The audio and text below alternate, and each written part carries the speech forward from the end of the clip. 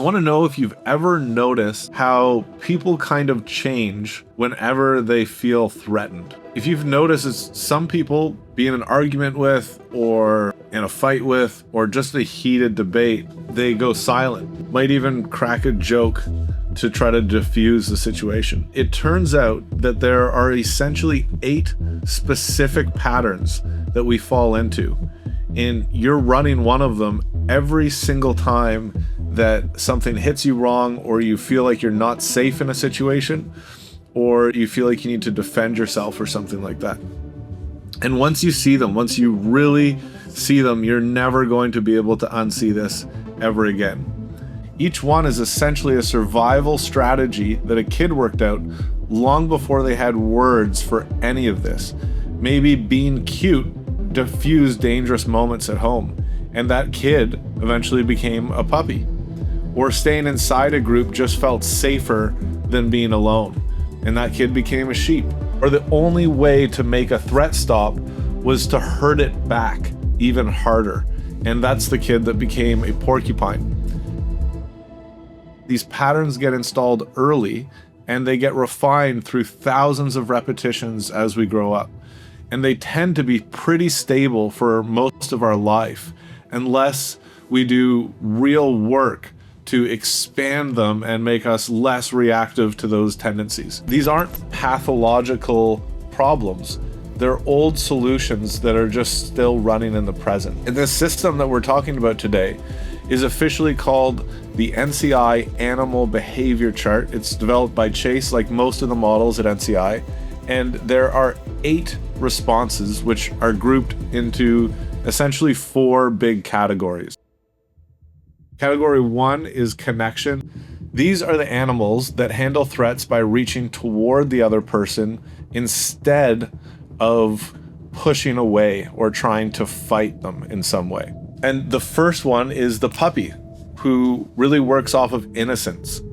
Puppies handle conflict by being so disarming that you can't possibly stay mad at them even if you want to. That's the puppy person under threat. What they do is they make themselves so hard to hate that you actually feel bad even just for being upset with them. Next we have the sheep, and the sheep deals with things in terms of friends. So sheep gain safety through their friendships and social connections. The sheep relies on the strength of their herd. I'm not meaning sheep in the way that maybe you've heard it talked about online or on the internet before. We're just talking about a human being that gains safety from their tribe. This could even be something that we might see of people who are in gangs and rely on a close-knit group of friends in order to stay safe. Next up, we have strategy, and these two handle threat primarily through analysis, through observation, and through planning, cunning, maneuvering tactics. The first animal we have in this category is the wolf, and the wolf really works on vigilance. The wolf is typically hyper vigilant, hyper observant, and normally people who are wolves will walk into every room already starting to analyze the risk. They know where all of the exits are in a room and where all the social or psychological exits are before they even sit down. They typically will notice things like your micro expressions before anybody else does. Wolf person usually has a small inner circle that they trust completely. And you can spot a wolf when somebody's quiet, but their eyes are working the whole room, and they're constantly on guard and pre-thinking any type of potential threats that might be coming their way. Next up, we have the fox, which focuses on stealth, and the fox can't really rely on its size, right, or raw strength to keep itself safe. The fox will often shapeshift really based on what the moment specifically is calling for. Or they might even twist and reframe the whole situation in real time. The fox is almost like a chess player who is thinking 5 steps ahead of every situation And normally you can spot a fox whenever a conversation feels like it keeps changing its shape and the person almost feels slippery or impossible to pin down or impossible to outmaneuver.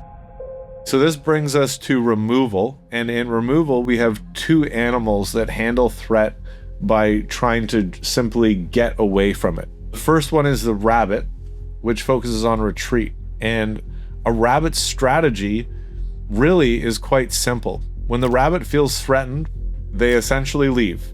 Rabbits typically don't get lost in arguments. As soon as they feel that stress or that threat to their safety, they're simply just going to exit the situation. And the instinct for them is to physically remove themselves from whatever dangerous situation they're in as fast as possible. Pretty straightforward. Next up, we have the turtle. And the turtle is the other side of this removal equation. The turtle can't physically run away because they're pretty slow and they got big shells. So what do turtles do? They hide inside of the shell in order to keep themselves safe. And in human terms, what this looks like, they are psychologically removing themselves from the situation. The turtle might stay in the room, but they're the type of person who's going to completely dissociate from what's happening. You might see them glazing off into the distance, sort of half phased out with whatever's happening, and their energy just sort of goes flat, like they're almost like they're physically there, but maybe like no one's even home. Some people who are turtles will literally tell you that they might stare at a wall and picture a beach while somebody is yelling at them. Finally, we have prevention, which is the last category here. And again, we have two animals in this category. They handle threats through aggression, but they go about it in two completely different ways. The first one we have is the Chihuahua, and just like Chihuahuas in real life, the Chihuahua looks really tough and aggressive for the exact reason that it knows how weak and vulnerable it actually is. So it's a hollow posturing behavior where the appearance of toughness is its only real protection. And pretty obvious, but we're typically going to see their voice get really loud. They might start launching really hollow threats. And there's a lot of chest puffing up, but there's no real bite underneath any of it. The whole strategy is fundamentally based on if I can create enough fear that I am dangerous, then I will never have to escalate this situation. Whereas the porcupine with the spikes, which is our final animal here, keeps threats away by causing real harm. There are two flavors of this. Sometimes it's verbal. In certain cases, the porcupine won't necessarily escalate to physical violence. If they do use language, it's going to be specifically engineered to cut that other person exactly where it hurts them the most.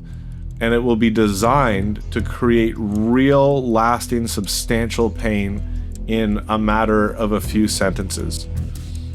And the other version of the porcupine is where they really focus on physical violence instead.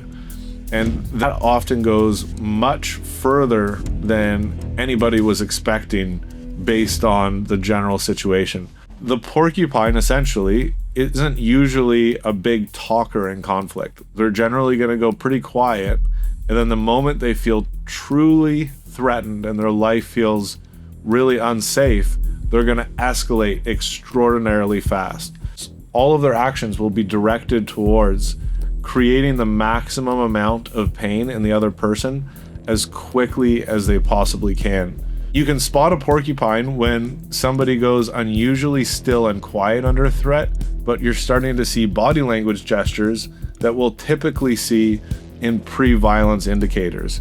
So maybe things like nostril flaring, or we might see the micro expression of anger as someone starts to flash their canines on their teeth, or we might start to see some twitch movement starting to happen in their hands, which are real good indicators that this person may be about to become violent. Most people that I've ever met have one or two primary animals. Sometimes there's one, there's many times two of them, but most of us also have a small amount of all the other animals that may show up in very specific contexts or in small degrees. You can identify your own animal like I did. You can notice when it's running in your life, and then ask yourself gently, is this the version of this animal I actually want to be? So much of self-improvement really starts with recognition and awareness of what's going on inside of us. And for many people, this animal can be the first thing that we look at, which allows us to begin to dig deeper into what's really taking place. Every animal pattern is a child's solution. What I want to encourage you to do is that when you see the pattern in somebody, also try to see the child. And at least for myself, it makes it really difficult to keep judging them quite so harshly, because no animal is better than any of the others. One is just a different solution to the same fundamental question, which is, how do I stay safe when I really feel like something has threatened me? The goal isn't to stop being your animal. That isn't, in my mind, really how this works, because we all have patterns of how we relate to threats. The goal is to become the healthier version of whatever animal you already are. Look, I know you don't want to watch another ad. I don't blame you, but I have seen this change too many lives to just let you scroll past it. There's a moment that most people have where something feels off in a conversation and we ignore it. And it's not because you're wrong, but it's just because we don't trust what we're seeing. And that's where all of this starts. NCI Level 1 isn't about learning a bunch of tricks. It's about finally understanding what you've been noticing your whole life already. You start to see behavior a lot more clearly. The body language, the emotional shifts, the intent that's behind someone's actions. So you don't guess anymore. You read what's going on. You understand what's going on, and you can actually respond with precision. Most people ignore what they see. This is where you learn to trust it. NCI 1 is a foundational course in behavior profiling, and the link is right down in the description.